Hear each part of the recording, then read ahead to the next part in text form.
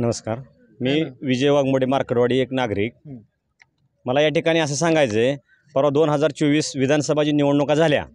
त्यामध्ये मतदानात जरा तफावत झाली आहे बऱ्यापैकी.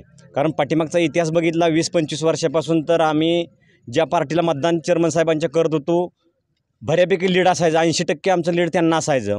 आणि आता ते लीड मायनस झालेलं आहे. त्यामुळे आम्हाला ही एक निवडणूक प्रक्रिया ही एक शंकास्पद वाटते. त्यामुळे आमच्या गावानं ठरवलं आहे की बाबा पुन्हा मतदान घ्यायचं. तर त्या संदर्भात तुम्हाला पाठीमागचं थोडक्यात सांगतो. 2014 विधानसभा निवडणूक, त्यावेळेस 1538 मतदान पोल झालं. त्यापैकी 979 मतदान जानकर साहेबांना झालं आणि 294 विरोधकांना झालं. 2019ची विधानसभा ते 1672 पोल झालं. त्यापैकी 1346 चेअरमन साहेबांना आणि 300 विरोधकांना मतदान झालं. परवा 2024ची लोकसभा निवडणूक झाली. त्या निवडणुकीमध्ये मोहिते पाटील आणि जानकर साहेबांचा गट एकत्र आला असताना आमचं गाव ही दोन पारंपरिक विरोधी गट एकत्र आल्यामुळे 100% आनंदी होतं. त्यावेळेस 1683 मतदान पोल झालं. 1021 खासदार साहेबांना मतदान झालं आणि विरोधकाला 466 मतदान झालं. मग पाठीमागचा 20-25 वर्षाचा जर इतिहास बघितला आमचा, तर असा असताना परवा लोकसभे निवडणुकीमध्ये एकूण आकडेवारी महायुतीची काढा तुम्ही संपूर्ण राज्यातली आणि महाविकास आघाडीची पण काढा आणि 4 सामान्यात विधानसभा आता लागली तरीसुद्धा म्हणजे असं एवढं काय झालं. थोडक्यात मला सांगायचं आहे की बाबा ही मशीन किंवा काय तर गडबड गोंधळ काय काय काय केलं आहे नाही आम्हाला काय सांगू शकत नाही. पण ह्या गोष्टीवरती मतदान प्रक्रियेवरती आम्ही संपूर्ण नाराज आहे. ग्रामस्थ आमचं पुन्हा मतदान घ्यावं. आत्ताच आम्ही तहसीलदार साहेबांना निवेदन दिलेलं आहे. पुन्हा मतदान प्रक्रिया बॅलेट पेपरवरती व्हावी आणि त्याचा जो खर्च असेल तर आम्ही स्वखर्चानं लोकवर्गणीतून आम्ही गावकरी करणार आहे. त्यामुळं मीडियावाल्यांनी प्रशासनानं आम्हाला या प्रक्रियेला संपूर्ण सहकार्य करावं असं मी ग्रामस्थांच्या वतीनं विनंती करतो. अजून काही तर नमस्कार. नमस्कार. मी व माझं गाव सरपंच पुत्र रणजित जिजाबा मार्कड.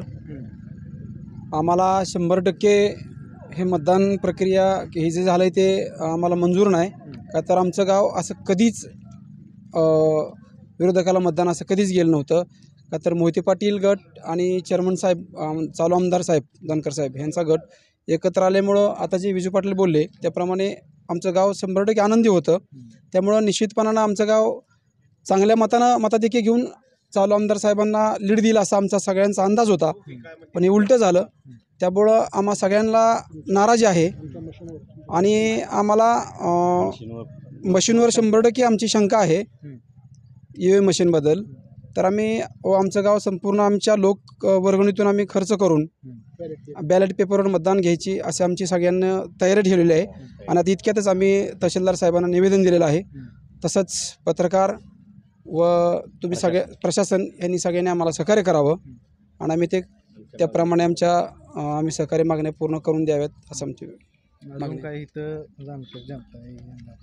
नमस्कार. बोल नाही मला नमस्कार. नमस्कार. कुठनं आला मार्कडवाडी. बरं काय मतदानात आता हे चाललंय बोलते ते त्याच्यावरच आपण मी म्हणतोय काय झाला घोटाळा काय झाला. आता आपण ते कशाला आज जाऊन बघितलंय की काय झालंय त्याचं. ह्याच्या आधी बरं कसं झालंय मतदान? चांगलं मतदान विरोधकाला एका मागे ह्याच्यावर लोक सगळी जात होती आमच्या वाडीतली. या अमक्याला द्यायचं म्हणतं की तमक्याला द्या ना, तमक्याला नाही द्यायचं म्हणलं तर देत बी नव्हती विरोध करा. आता ह्या पाड्यानं थोडा फॉल्ट झाला ते आता सगळ्यालाच वाटतंय बाबा.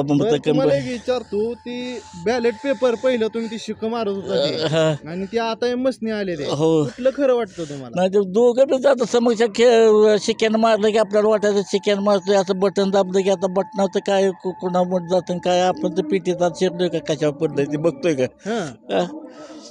आपल्याला तर बाहेर फॉल्ट वाटत नाही पण आत काय होते फॉल्ट ते काय माहीत आहे आपल्याला तरी. म्हणजे EVM वर त्या बटनावर विश्वास नाही? हा विश्वास आहे की आत पडतंय का पण बाहेर ना विश्वास आहे पण आत काय होतं काय माहीत आहे आम्हाला तरी.